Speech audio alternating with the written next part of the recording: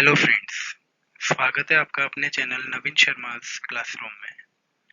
आज हम डिस्कस करेंगे क्लास 10th मैथमेटिक्स की चैप्टर नंबर 7 कोऑर्डिनेट ज्योमेट्री की एक्सरसाइज 7.2, जिसका मेन टॉपिक है सेक्शन फार्मूला। सेक्शन फार्मूला आप देख रहे हैं जैसा कि आपकी स्क्रीन पर है, m1x2 plus m2x1 upon m1 plus m2 comma m1y2 plus m2y1 upon m1 plus m2।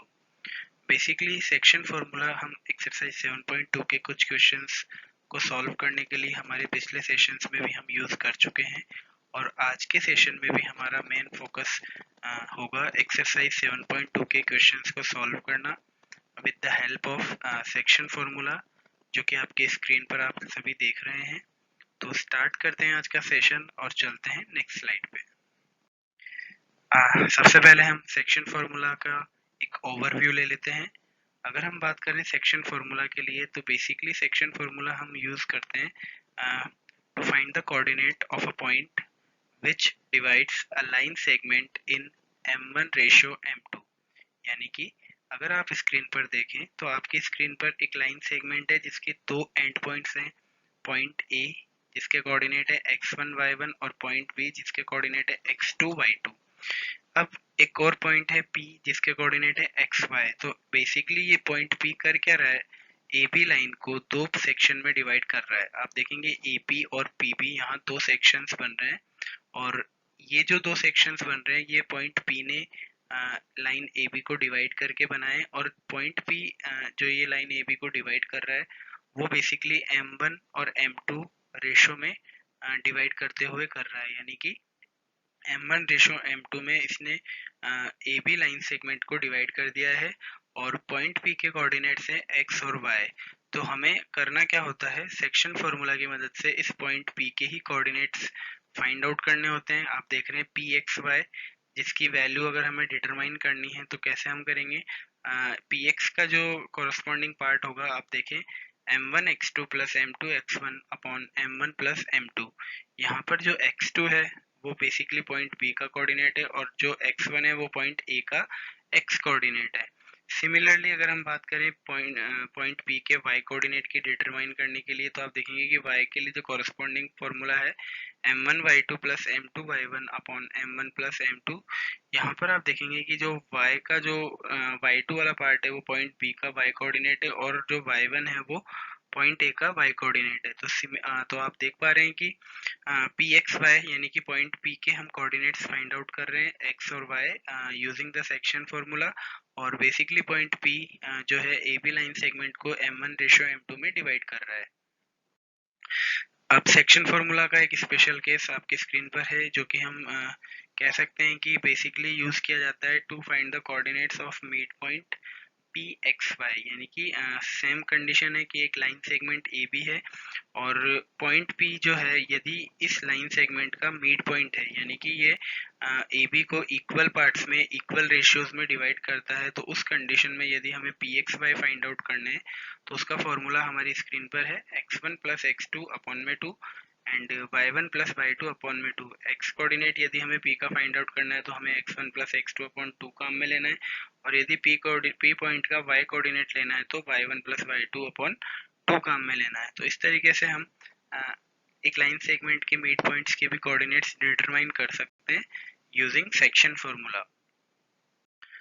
अब आपकी स्क्रीन पर क्वेश्चन नंबर 5 है एक्सरसाइज 7.2 का, जिसके अकॉर्डिंग हमसे पूछा गया है कि find the ratio in which the line segment A जिसके कोऑर्डिनेट है 1, -5 एंड बी जिसके कोऑर्डिनेट है -4, 5 is divided by x axis. Also find the coordinates of the point of division. तो इस क्वेश्चन नंबर 5 का अगर हम सॉल्यूशन स्टार्ट करें तो सबसे पहले डायग्राम ड्रॉ कर लेते हैं। डायग्राम के अकॉर्डिंग आप देखें कि हमने एक लाइन सेगमेंट ड्रॉ किया जिसके अंदर दो एंड पॉइंट्स हम बेसिकली ले रहे हैं। एक तो हमने लिया ए जिसके coordinate according to the question 1, -5 है, और दूसरा लिया बी जिसके coordinates according to the question -4, 5 है। और जो ये लाइन डिवाइड हो रही है बाय एक्स एक्सिस, तो यदि एक्स एक्सिस हम मान के चले कि इस लाइन को डिवाइड कर रही है जिस और जहाँ पर ये डिवाइड कर रही है लाइन ए बी को, वो पॉइंट जो है यानी कि जो इंटरसेक्ट करने वाला पॉइंट है लाइन ए बी को, वो यदि P है तो हम मान के चलते हैं कि P पॉइंट के जो कोऑर्डिनेट है वो x, y है।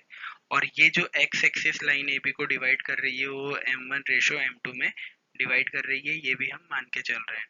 लेकिन जो यहाँ सबसे बड़ी जो सोचने वाली बात है वो ये है कि on x axis y coordinates of every point is always equal to 0। यानी कि हमें ये पहले से पता होना चाहिए, या हमें ये ऑलरेडी गिवन होता है, या हमें ऑलरेडी कह सकते हैं कि ये नॉलेज होनी चाहिए कि यदि x एक्सिस की अगर हम बात करें तो x एक्सिस पर सपोज दैट हमारे पास ये एक प्लेन है एक्स वाई प्लेन। तो x एक्सिस पर आप देखें कोई सा भी पॉइंट हो, हमेशा जो y कोऑर्डिनेट है उसकी वैल्यू हमेशा x एक्सिस पे 0 आएगी। तो इस तरीके से हम कह सकते हैं कि x एक्सिस पर y कोऑर्डिनेट की value for every point which is lying on x axis is equal to 0। और इसी के तहत अगर हम हमारे क्वेश्चन से इस चीज को रिलेट करें तो हमारे पास, क्योंकि पॉइंट P के कोऑर्डिनेट्स हमें फाइंड आउट करने हैं जिसके कोऑर्डिनेट है एक्स वाई, तो हम कह सकते हैं कि जो पी वाई है वो ऑटोमेटिकली जीरो हो जाएगा। द रीजन इज दैट कि पॉइंट पी जो है एक्स एक्सिस पर लाई कर रहा है, और एक्स एक्सिस जहां ए बी को डिवाइड करती है पॉइंट पी, वहां पर हमने अज्यूम किया है। तो चलते हैं नेक्स्ट स्लाइड पे। सिंस हमें ऑलरेडी, क्योंकि हम ये चीज प्रूव कर चुके हैं कि P Y is equal to 0, तो पी वाई का ही हमने फॉर्मूला यूज किया m1y2 plus m2y1 upon m1 plus m2 using the section formula. अब आप देखें हमने y2 और y1 की वैल्यूज इस फॉर्मूले में रिप्लेस कर दी हैं, और जो py था उसकी जगह हमने 0 यहाँ पर रिप्लेस कर दिया है। तो अकॉर्डिंग टू द जो भी हमने वैल्यूज पुट की है फॉर्मूला में, आप देखेंगे कि 5m1 माइनस 5m2 अपॉन में m1 plus m2 equal to 0 चल रहा है। अब ये m1 प्लस m2 जो डिनोमिनेटर वाला पोजीशन में है वो चला जाएगा 0 के पास क्रॉस मल्टीप्लाई होकर के, जिससे हमारे पास रिजल्टेड लाइन बनती है 5m1 minus 5m2 is equal to 0।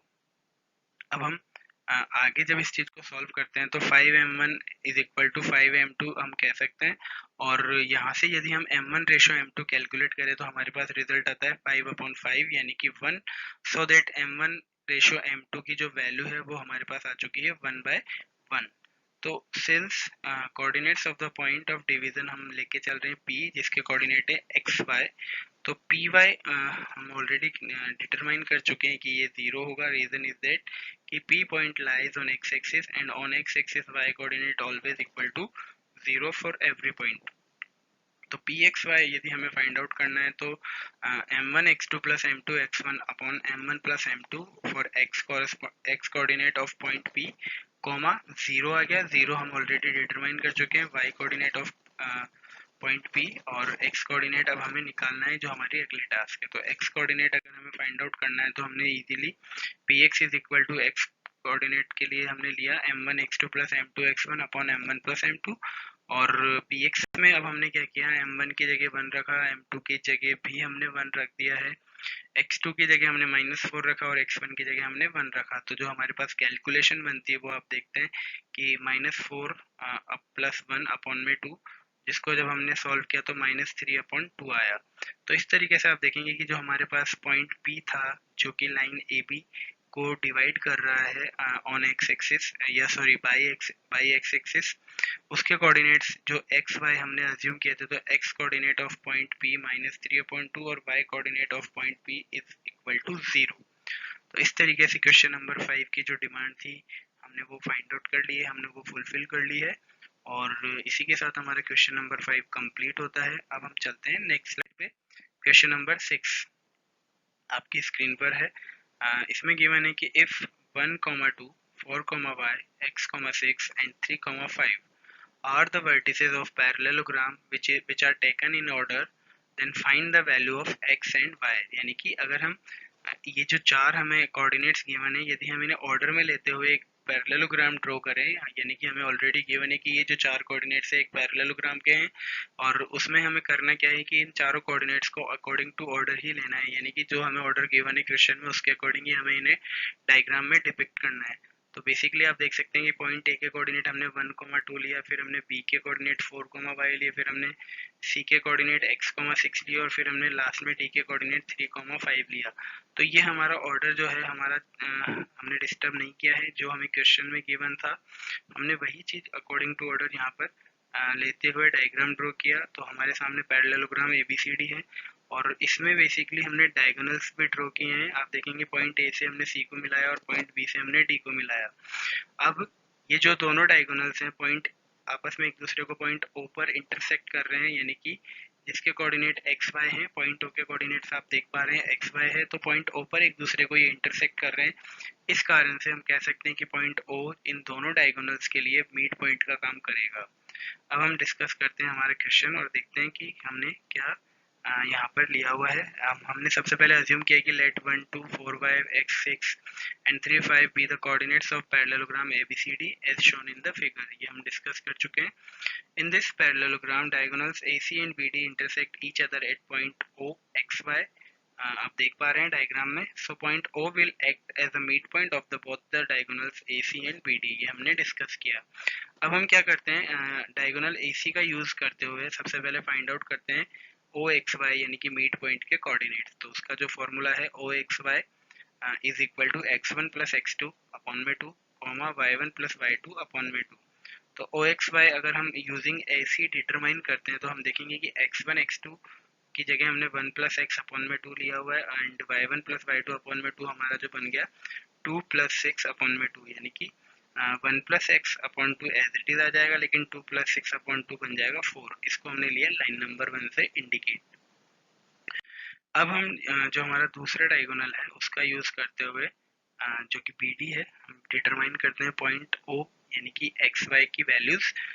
Same formula हम यूज करेंगे finding the coordinates of midpoint, ये वाला। तो आप देखेंगे कि OXY is also equal to x1 plus x2 upon में 2 comma y1 plus y2 upon में 2। तो OXY की value according to the diagonal BD यदि हम डिटरमाइन करें तो आप देखते हैं कि 3 plus 4 upon 2 comma 5 plus y upon में 2, जो बन जाता है 7 upon 2 comma 5 plus y upon में 2, और इसको हमने दिया लाइन नंबर 2।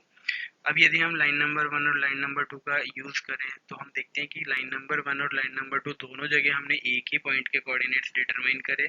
इस वजह से हम कह सकते हैं कि using line number 1 and 2 OXY is equal to OXY। अब हमारी स्क्रीन पर जो सीन बनता है आप देखेंगे कि 1 plus X upon 2 comma 4 is equal to 7 upon 2 comma 5 plus Y upon 2। आप देख रहे हैं कि जो इक्वल के लेफ्ट साइड वाला जो पार्ट है, जो कोऑर्डिनेट्स है, वो हमने डिटरमाइन किए थे फर्स्ट डायगोनल के यूज करते हुए पॉइंट ओ के कोऑर्डिनेट्स, एंड जो सेकंड जो राइट साइड वाला पार्ट है इक्वल के, वो आप देखेंगे कि हमने BD डायगोनल का यूज करते हुए पॉइंट ओ के कोऑर्डिनेट डिटरमाइन किए थे। अब हम करते हैं, अब हमें करना क्या होगा कि सिंपली हमें x कोऑर्डिनेट को x के साथ इक्वल रखना है और y कोऑर्डिनेट को y के साथ इक्वल रखना है। तो यदि हम x कोऑर्डिनेट्स को इक्वल रखते हैं तो आप देखेंगे कि 1 plus X upon 2 is equal to 7 upon 2, जो बन जाता है 1 प्लस एक्स अपॉन में 7। द रीजन इज दैट 2 से 2 हम काट सकते हैं। x की वैल्यू अब हम आगे फाइंड आउट करें तो 7 माइनस 1, जो कि बन जाती है x इज इक्वल टू 6।